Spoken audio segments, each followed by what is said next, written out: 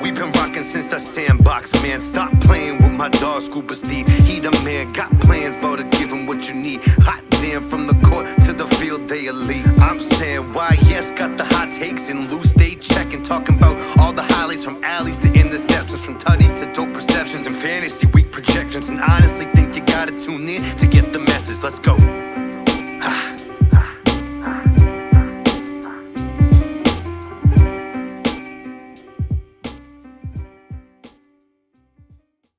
Since the Sandbox fans, we are back with another episode of our top 25.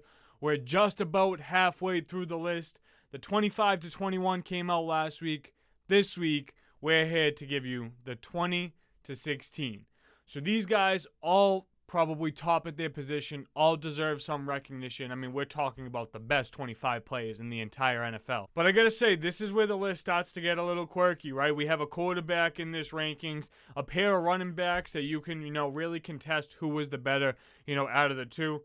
We also show some love to the offensive linemen, so there's no defensive guys inside this top 20. To get things started at 20, my number 20 best player in the NFL this year, this is where I had Josh Allen. So, some people could say Josh Allen is the best quarterback in the NFL. Some people could say he's outside the top 5.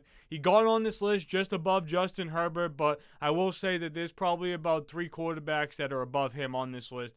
With a completion percentage of 63.3, the same completion percentage he had last year. 4,283 passing yards, 35 touchdowns, which was the second most passing touchdowns this year.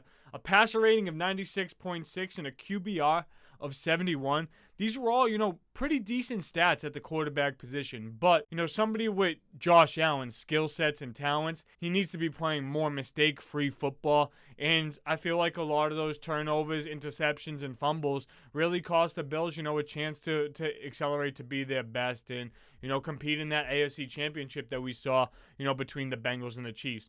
On top of that, we also have to consider, Josh Allen as a runner. 124 rushing attempts for the quarterback position. That's a lot. For 762 yards, 7 touchdowns, and 55 first downs. So this is a really good number, from the quarterback position. You're talking about over 5,000 total yards from scrimmage for Josh Allen here. But when it gets to the time that you're getting recognized like Josh Allen is, it's more about what you do for your team, winning Super Bowls. Heck, even MVPs would help his, name a little bit more. And, he was an MVP candidate for a little bit this year, but didn't finish out the year strong. Buffalo Bills fell short of the goals. Josh Allen here at 20. At 19, his teammate, who I actually view as the team leader on the Buffalo Bills and their best player. This is where I have Stefon Diggs. So Stefon Diggs, 3 straight seasons, over 100 catches every single year he's been with the Buffalo Bills. Absolutely tremendous. He had 108 receptions this year on 154 targets.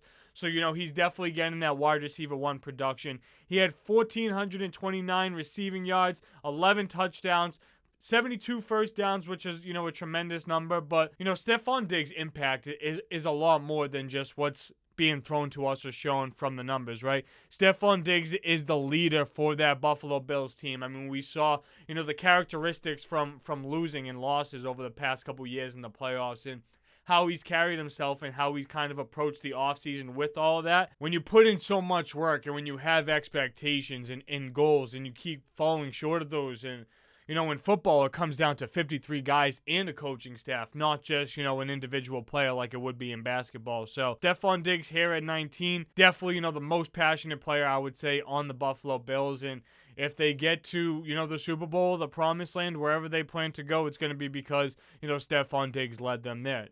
Diggs at 19.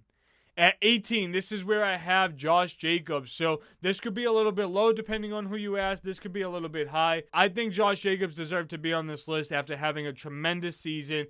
Josh Jacobs had 340 rushes for 1,653 yards. Anytime a running back rushes over 1,200 rushing yards, that's a great season. With the amount of hits that they're taking and how complicated the running back position is, especially when most backfields go by committee in today's NFL. Absolutely have to recognize that. Josh Jacobs averaged 4.9 yards per carry, which is, great. Averaging almost 5 yards per carry. I mean, that's half of a first down every single time you touch the ball. 12 touchdowns and 93 first downs on the ground. And then when you add in, his receiving stats, 53 receptions for 400 yards.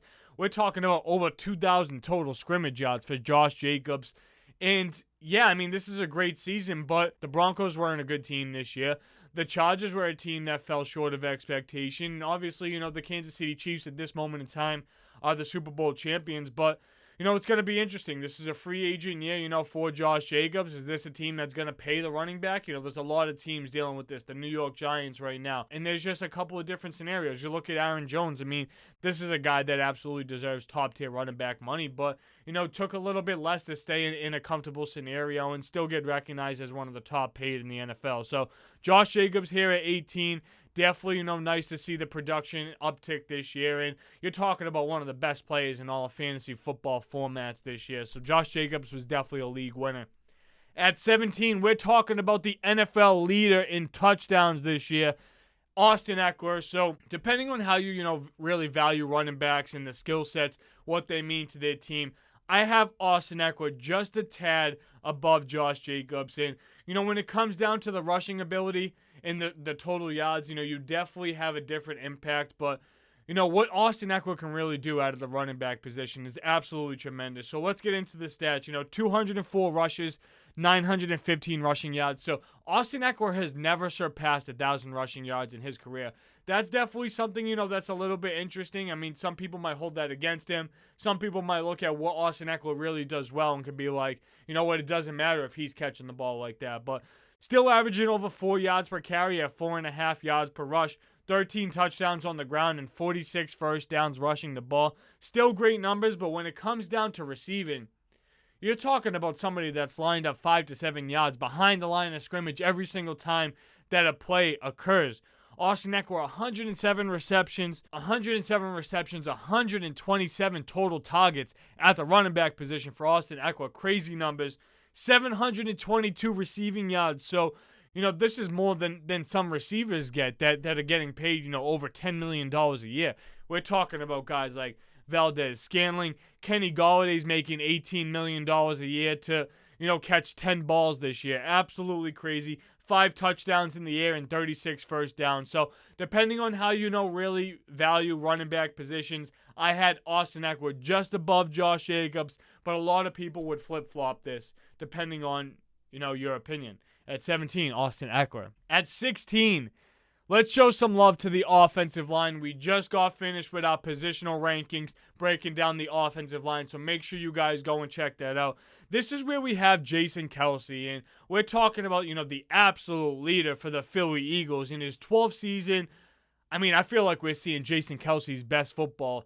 Obviously, the relationship between him and Travis Kelce going against each other in the Super Bowl was a tremendous headline, right? This is something that, brothers probably strive for or talk about, at the playground when they're growing up. But the fact that he could do this in such a dominant way, I mean, we're talking about somebody that is having pancakes galore at his age. I mean, the fact that Jason Kelce is practically blocking a guy or two on every single play, creating holes for Jalen Hurts, Miles Sanders, Kenneth Gainwell.